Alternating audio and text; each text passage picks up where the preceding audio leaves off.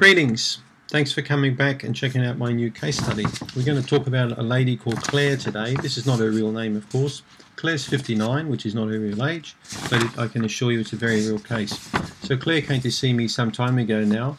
Inability to lose weight, shocking psoriasis, very bad psoriasis. I remember all around the neck and the scalp, around the ears, on the arms, and typical on the elbow areas.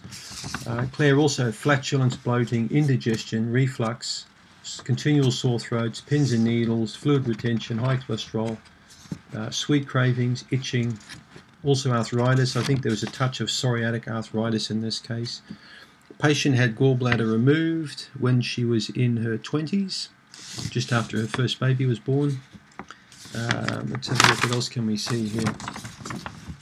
So, psoriasis really developed in her 40s. So she's had quite a lot of different stresses in her life. She's also taking an acid blocking, one of these H2 antagonist acid blocking medications to stop reflux, which is not uncommon after gallbladder removal. So if you have had a gallbladder out and have reflux, you need to take digestive enzymes because it makes a huge difference. And in Claire's case, it certainly helps. Always hungry, she says here. Eating protein does help, but loves sweets. So the big thing with Claire was really the diet change. This lady's 126 kilograms, so that's 250 pounds, quite a large person. People with who are that large, who have psoriasis, often have shocking psoriasis, so they can have really bad inflammation because of their weight, their obesity. People who are obese often have much higher rates of inflammation, blood sugar disorders, high blood pressure, high cholesterol. Everything just crashes with these people.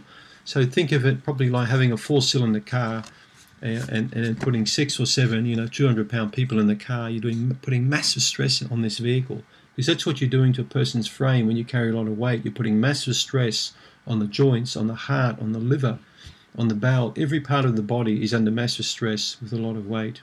People who weigh a lot less have a lot less stress when it comes to their organs and metabolic function. Bigger people get punished, pretty bad. It's not easy for people to lose weight, right? Dieting doesn't help in the majority of cases. It's a waste of blooming time trying to get people to eat less food or change the way they eat. It's really a lifestyle approach that will help people. People have to make changes on multiple fronts. So you're going to find dietitians or people who specialize in weight loss. Some will target the mind, the emotional set. They're all about motivation. You can think yourself thin and all this sort of crap.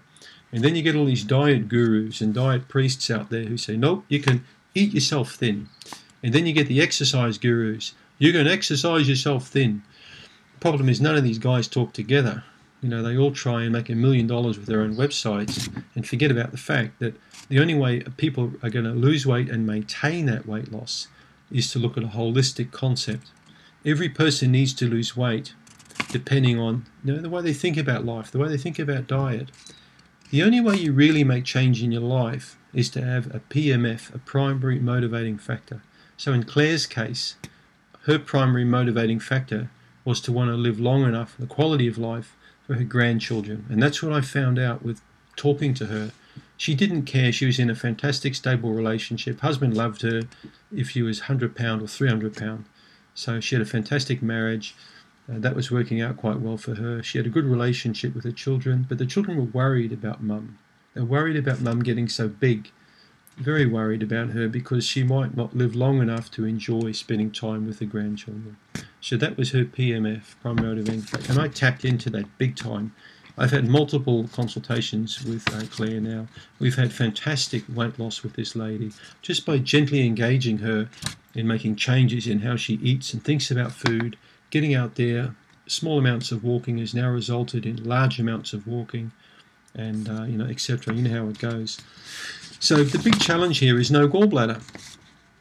Gallbladder removal for a lot of people can spell lots of bowel problems, lots of liver congestion, lots of burping, lots of farting, lots of reflux, lots of sick feeling, lots of weight gain, inability to break down fat-soluble vitamins. The list goes on and on. When the gallbladder's gone, it's problematic for a lot of people. So we have to do a workaround with the diet. We have to look at a liver-friendly diet.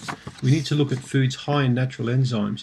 We need to really change the way we think about eating and the kind of foods we eat. Processed foods are no good for people with no gallbladder, okay? Don't make a mistake of thinking you can eat canned or packaged foods without a gallbladder. You can't do that anymore. Well, you can, but you're not going to feel good. And of course, the bowel becomes a breeding ground for bacteria and yeast infection. And that's exactly what this woman had. She had huge amounts of farting, bloating, indigestion. You know, when the gallbladder is removed also, I must tell you, it's easy for the cholesterol to go up. And of course, with that kind of weight issue, you're going to get high blood pressure. And that's exactly what this woman had. So the combination of high blood pressure and high cholesterol is disastrous. Disastrous. That's like having a combination of no income and high gambling and high drinking. I mean, you know, you might as well put a gun to your head, you know. This is a heart attack waiting to happen. And I spelled it out to her, and she cried, and it hit her hard.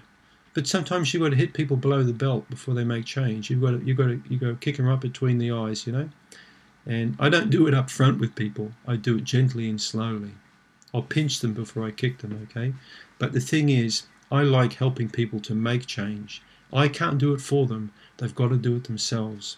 And Claire's made change. And when you make change, your life changes. Everything changes. And then when everything changes, your confidence goes up, your self-esteem goes up, and your quality of life improves. And I call that the upward spiral. You're going up and up and up, okay? Because I see too many patients on the downhill spiral. They feel sick, they feel fat, they feel unsexy, they feel unloved, they hate their life. You know, they look at themselves in the mirror and they just hate themselves. And having that negative self-talk pulls you down, and it makes you walk to the fridge and grab another piece of bread or peanut butter, another bar of chocolate, another can of beer because you feel like crap. And those are the people that end up with a lot of guilt, a lot of weight, and a lot of health problems. So don't you be one of those people. Remember, change comes from you wanting the change, not from people telling you to make the change. You've got to go home and think about some of the stuff that people talk to you about. Patients go home after I've had a consultation when they think about it, and they come back and I can see they made the change. And this lady's feeling awesome, and that's what it's all about, getting people to feel awesome. So think about that consultation, and if any of that stuff applies to you. Thanks for tuning in.